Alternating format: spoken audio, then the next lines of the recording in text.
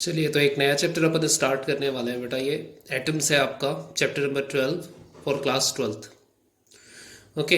इसमें सबसे पहला जो टॉपिक आपको देखने को मिलेगा बेटा वो है alpha particle scattering and Rutherford model of atom. ठीक है। तो रदरफोर्ड मॉडल ऑफ एटम और अल्फा पार्टिकल स्कैटरिंग बेटा आपने कई बार पढ़ा है। ठीक है। मैं एकदम डिटेल्ड डिस्क्रिप्शन में नहीं जाऊंगा, वो पॉइंट्स डिस्कस करूंगा जिन पॉइंट्स में न्यूमेरिकल्स बनते हैं, आपके क्वेश्चंस बनते हैं। ठीक है। तो सबसे पहले एक छोटा सा डायग्राम बना हुआ है, ये देख लें आप। अल्फा पार्टिकल स्कैटरिंग के लिए आपने ऑलरेडी केमिस्ट्री में देखा है रदरफोर्ड मॉडल ऑफ एटम को। ठीक है। आपको फिर से याद आ जाना है कि क्या क्या था। ठीक है। एक लेड बॉक्स होता है बेटा जिसके अंदर बिस्मत होती है। बिस्मत जो है वो सोर्स है अल्फा पार्टिकल का। तो अल्फा पार्टिकल की एक फाइन बीम जो है हम गोल्ड पार्टिकल पे क्या कराते हैं, इंसिडेंट कराते हैं। जब एक फाइन बीम अल्फा पार्टिकल की गोल्ड फॉइल पे एंटर करती है तो आप देखेंगे कि उस अल्फा पार्टिकल का स्कैटरिंग होता है। ठीक है ना। ये पूरा एक्सपेरिमेंट बेटा जीजर मार्सडेन स्कैटरिंग एक्सपेरिमेंट कहलाता है। अगर इस एक्सपेरिमेंट को आप नहीं जानते, फिर से आपको पढ़ना है, तो मैं आपको दिखाता हूँ कि बुक में एनसीईआरटी में अपने ये कहाँ पे लिखा हुआ है। ओके। देखिए, alpha particle scattering and Rutherford model of atom यहाँ से स्टार्ट हुआ है आपके एनसीईआरटी पेज नंबर 415 में। ओके। अब देखिए, ये एक्सपेरिमेंट जो है बेटा वो रदरफोर्ड ने इस एक्सपेरिमेंट में जो जीजर और मार्सडेन ने किया था, ठीक है ना, उससे कुछ जो पॉस्युलेट्स बन के आ रहे थे, ठीक है ना, या जो सजेशंस बन के आ रहे थे, वो फिर उन्होंने सजेस्ट किया था फॉर मॉडल ऑफ एटम। ठीक है ना। तो एक्सपेरिमेंट का नाम है बेटा जीजर मार्सडेन एक्सपेरिमेंट। वो जो एक्सपेरिमेंट हमने दिखाया आपको, ठीक है ना, वो एक्सपेरिमेंट आपका यहाँ भी बना हुआ है, आप देख सकते हैं। ठीक है।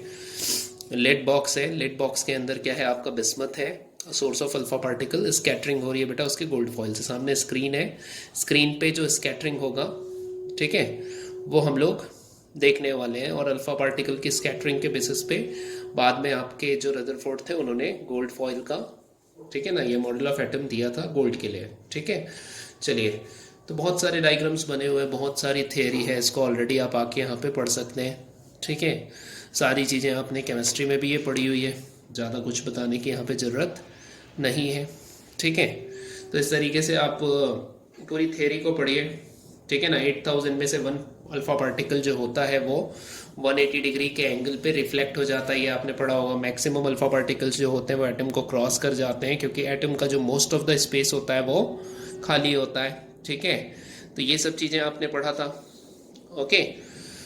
तो इस तरीके से रदरफोर्ड ने फिर अपने डिस्क्रिप्शन में बताया था कि एटम्स जो हैं वो उनका आधे से ज़्यादा जो स्पेस होता है वो खाली होता है। ठीक है ना। एक छोटे से पॉइंट में पूरे का पूरा मास रखा होता है जिसको हम लोग न्यूक्लियस बोलते हैं। ठीक है। वही सारी बातें यहाँ पर लिखी हुई है, आप उसको पढ़ सकते हैं। ठीक है ना। अब देखिए, यहाँ पे तो लिखा भी हुआ है in section 11.6 class 7 physics text book, ठीक है ना, में कुछ कुछ चीज़ें जो बताया है न्यूक्लियस के साइज़ के बारे में। ठीक है। अब इसके आगे आप देख सकते हैं कि हम जो मेन मुद्दे वाली बात है, ठीक है ना, कि क्या क्या रदरफोर्ड के एक्सपेरिमेंट से कंक्लूजन्स निकल के आते हैं, वो हम लोग देखें। ठीक है। चलिए, उनमें से बेटा सबसे पहला जो टर्म होता है वो है इम्पैक्ट पैरामीटर।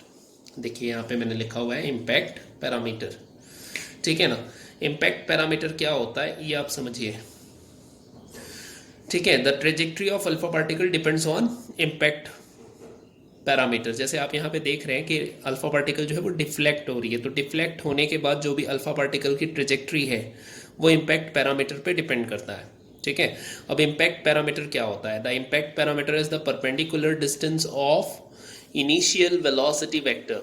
जो भी आपकी इनिशियल वेलोसिटी वेक्टर होगी बेटा, उसकी परपेंडिकुलर डायरेक्शन, ठीक है ना, परपेंडिकुलर डिस्टेंस, ठीक है, अल्फा पार्टिकल से न्यूक्लियस के सेंटर तक। ठीक है ना। कहने का मतलब ये है बेटा कि अगर मैं बोलूँ ये न्यूक्लियस है आपका, ठीक है, और ये मेरी स्टार्टिंग क्या है, पोजीशन वेक्टर, ठीक है ना, पोजीशन वेक्टर बोलिए या फिर वेलोसिटी वेक्टर बोलिए, तो ये वेलोसिटी वेक्टर न्यूक्लियस के कितने करीब से गुजर रहा है इनिशियल। ठीक है ना। हो सकता है कि अल्फा पार्टिकल यहाँ से स्टार्ट करें, तो आप देखिए ये परपेंडिकुलर डिस्टेंस हो जाएगी, यहाँ परपेंडिकुलर डिस्टेंस तो बहुत कम है। ठीक है। तो जो ट्रेजेक्ट्री होगा इस अल्फा पार्टिकल का, ठीक है ना, वो कहाँ से डिसाइड होगी? वो डिसाइड होगी इम्पैक्ट पैरामीटर से। This are the impacts. ठीक है ना। इम्पैक्ट क्या होता है कि आपकी जो इनिशियल वेलोसिटी वेक्टर है वो कितने परपेंडिकुलर डिस्टेंस में सिचुएटेड है न्यूक्लियस से, ठीक है। जो काफ़ी दूर होगा वो उसमें डेविएशन कम आएगी, जो काफ़ी करीब होगा वो ज़्यादा डेविएट होगा। और आपने ये तो पढ़ा हुआ है कि जो 8000 में से एक वेव होता है वो तो 180 डिग्री में डिफ्लेक्ट हो जाता है, ठीक है। तो लाइक दैट हमारा इम्पैक्ट पैरामीटर होता है कि आप न्यूक्लियस से कितने परपेंडिकुलर डिस्टेंस पे सिचुएटेड है, उसके अकॉर्डिंग आपकी अल्फा पार्टिकल की ट्रेजेक्ट्री डिसाइड होती है, ठीक है। तो आई थिंक आपको इम्पैक्ट पैरामीटर क्या होता है ये समझा होगा, ठीक है। चलिए आगे चलते हैं।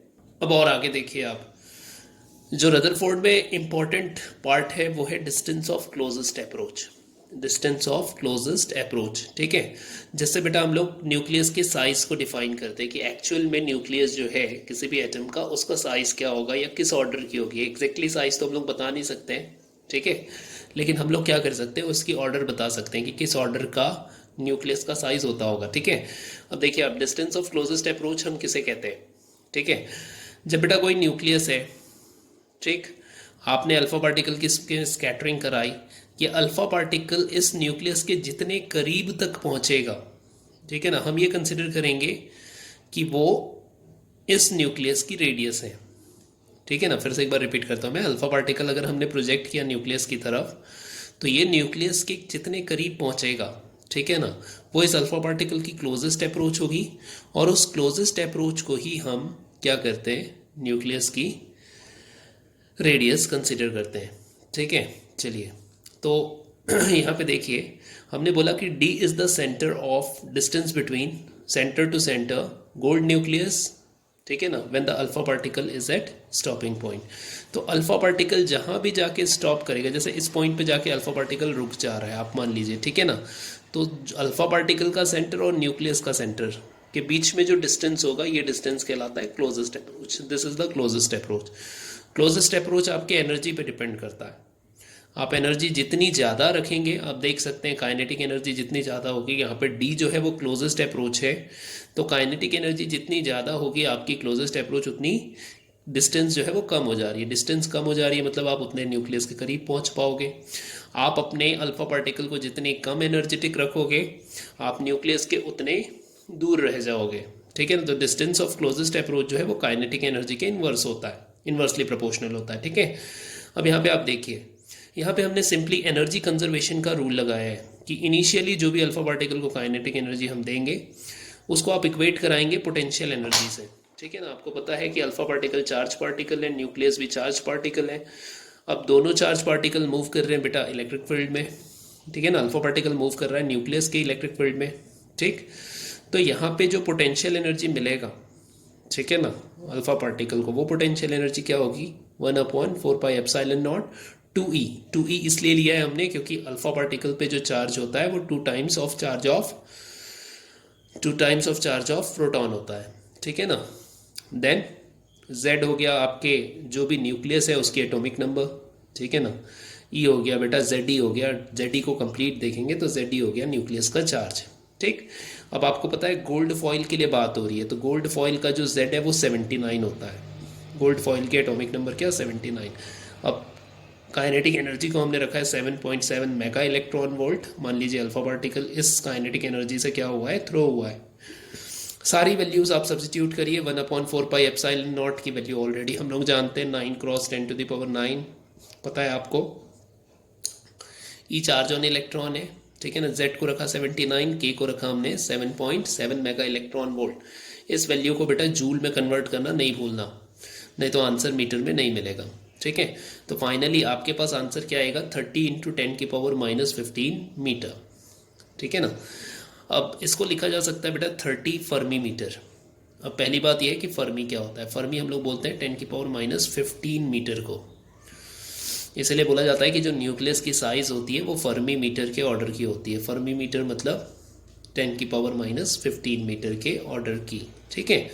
तो ये ऐसे दो टॉपिक्स है जिसको आप लोग नहीं पढ़ते हो या नहीं पढ़े थे रदरफोर्ड में। इम्पैक्ट पैरामीटर हो गया और आपका डिस्टेंस ऑफ क्लोजेस्ट अप्रोच, तो वो दोनों चीज़ें मैंने आपको बता दी है रदरफोर्ड से। रदरफोर्ड से बेटा फिजिक्स में इतना ही पढ़ना है, और मॉडल ऑफ एटम तो ऑलरेडी आप लोग जानते हो, ठीक है ना, बुक से आप देख सकते हो, ठीक है। एग्ज़ाम में पूछने के चांसेस बहुत कम है, ठीक है, क्योंकि इसके आगे अपने को अब पढ़ना है बेटा बोर मॉडल ऑफ एटम, ठीक है ना, जो कि एकदम करेक्ट मॉडल ऑफ एटम है और उसमें बहुत सारी बातें हैं, ठीक है ना। तो मैक्सिमम टाइम जो क्वेश्चन होते हैं वो बोर से ही होते हैं, ठीक है। चलिए तो बिना टाइम वेस्ट करे बोर में चलते हैं। चलिए आगे देखिए, Bohr model of hydrogen atom, ठीक है ना बेटा। इसका 3 पॉस्युलेट्स है और तीनों के तीनों पॉस्युलेट्स आपको बाय हार्ट याद होना चाहिए। बोर मॉडल के तीनों पॉस्युलेट्स आपको बाय हार्ट याद होना चाहिए, ठीक है ना। और सारे पॉस्युलेट्स बहुत आसान है। फर्स्ट पॉस्युलेट देखो क्या बोलता है बेटा, जब इलेक्ट्रॉन किसी न्यूक्लियस के अराउंड रिवॉल्व करता है तो उसको चाहिए कौन सा फोर्स, सेंट्रीपिटल फोर्स, ठीक है ना। इलेक्ट्रॉन को अगर न्यूक्लियस के अराउंड रिवॉल्व करना है तो इट नीड्स सेंट्रीपिटल फोर्स, ठीक है।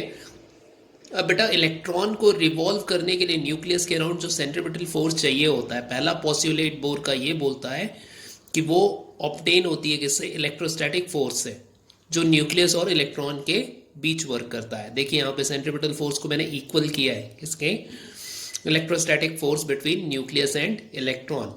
सेंट्रीपिटल फोर्स आप सभी को पता है mv²/r होता है, ठीक है। 1/4πε0 Ze, जो न्यूक्लियस में चार्ज है वो Ze, ठीक है। इलेक्ट्रॉन पे जो चार्ज है वो E, और इलेक्ट्रॉन और न्यूक्लियस तक की जो डिस्टेंस है बेटा वो रेडियस बोल रहे हैं हम लोग, और रेडियस हो जाएगा डिस्टेंस का स्क्वायर। तो ये इलेक्ट्रोस्टैटिक फोर्स हो गया, और ये देख सकते हैं आप ये क्या है, दिस इज सेंट्रीपिटल फोर्स। तो जो भी रिक्वायर्ड सेंट्रीपिटल फोर्स है वो कहाँ से मिलती है, वो मिलती है electrostatic force between electron and nucleus से, ठीक है। सेकेंड पॉस्युलेट देखिए आप, the angular momentum of electron in Bohr orbit is conserved. ये बहुत इंपॉर्टेंट है, ठीक है। एंगुलर मोमेंटम हम लोग एल को लिखते हैं, और बोर बोलता है बेटा कि जो एंगुलर मोमेंटम है बोर ऑर्बिट में इलेक्ट्रॉन की वो हमेशा कंजर्व्ड होती है, ठीक। और वो किसके इक्वल होती है, वो इक्वल होती है NH/2π के।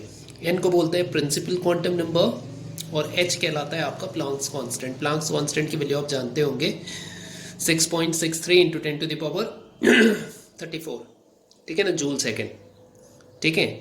ये होता है क्या, आपका प्लांक्स कांस्टेंट, ठीक है। चलिए इसके आगे चलते हैं, ठीक है। तो ये 2 पॉस्युलेट्स आपको एकदम अच्छे से याद हो जाने चाहिए, ठीक है। इसके आगे मैं आता हूँ तीसरा पॉस्युलेट में। तीसरा पॉस्युलेट भी बहुत आसान है। देखिए थर्ड पॉस्युलेट क्या बोलता है। थर्ड पॉस्युलेट बोलता है कि अगर इलेक्ट्रॉन की ट्रांजिशन होगी, ठीक है ना, किसी हायर एनर्जी ऑर्बिट से किसी लोअर एनर्जी ऑर्बिट में, ठीक है, तो वो अपनी एनर्जी को रेडिएट करता है बेटा फोटोन के फॉर्म में, ठीक है। When an electron transition takes place from higher energy orbit to lower energy orbit, it radiates its energy in form of photon, ठीक है ना। यहाँ पे देखिए एनर्जी हायर एनर्जी लोअर के बीच में जो भी डिफरेंस है वो लाइट के फॉर्म में रेडिएट हो रही है, ठीक है। सो ये 3 पॉस्युलेट्स है बेटा बोर के। इन 3 पॉस्युलेट्स के बेसिस पे ही आपका बोर जो है वो बोर के मॉडल ऑफ एटम को डिफाइन करने वाला है। मीन्स बोर के ऑर्बिट में हम लोग इलेक्ट्रॉन की एनर्जी को बताएंगे, ठीक है ना। बोर के ऑर्बिट में हम लोग वेलोसिटी को बताएंगे, बोर ऑर्बिट की रेडियस को बताएंगे, ठीक है ना। और जब भी ट्रांजिशन होगा तो ट्रांजिशन से जो बेटा लाइट एमिट हो रही है उसकी वेवलेंथ भी जो है वो इन 3 पॉस्युलेट्स के बेसिस पे ही डिफाइन होता है।